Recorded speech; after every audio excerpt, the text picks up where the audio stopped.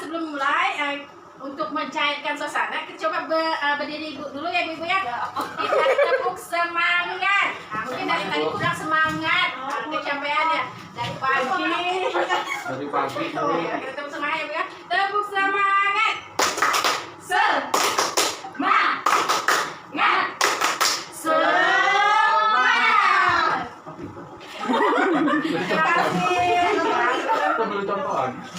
Ya, kita bentuk kelompok berhubung yang hadir sekarang kurang lebih 25 orang. Jadi kita bentuk 5 kelompok, masing-masing kelompok terdiri dari 5 orang.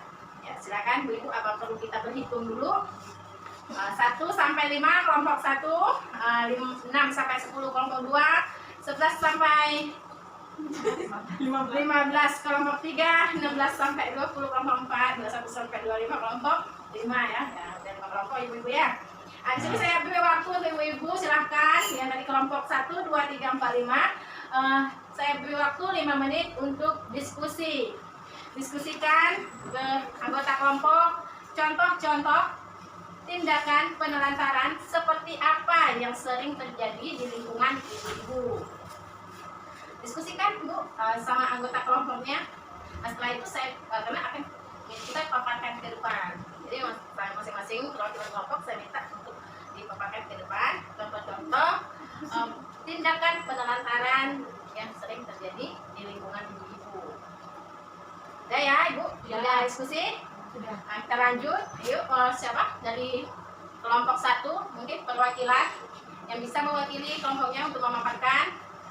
Kelompok 1 sengaja Pak, atau yang mewakili memaparkan contoh-contoh bentuk tindakan penelantaran yang sering terjadi di lingkungan. Ini ada ya Bu ya? Iya, silakan ya.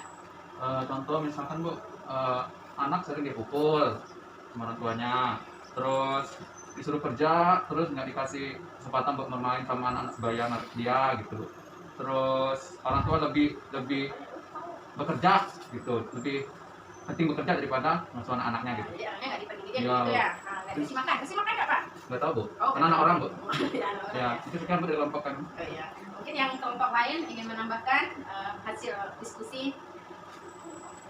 Ya, silakan. Kalau itu terima kasih ya Bapak Ibu atas tanggapan ataupun paparan hasil diskusi Bapak-bapak dan Ibu. Di sini kita ada flip chart Bapak. Contoh-contoh penelantaran. Jadi flip chart di sini kurang lebih mengisi lumayan banyak sih Pak ya. Contoh-contoh penelantaran. Mungkin salah satu di sini ada yang Bapak atau Ibu sebutkan di hasil diskusi tadi. Nah, yang pertama Pak, di sini kita ada tidak memberikan makanan yang sehat, aman dan bergizi. Nah, itu penelantaran.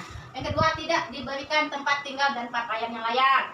Yang selanjutnya, tidak pernah diberi waktu dan kesempatan bermain. Nah, ini yang seperti disebutkan Bapak tadi ya, anaknya disuruh bekerja, nggak ada diberi waktu main ataupun diberi waktu kesempatan bermain.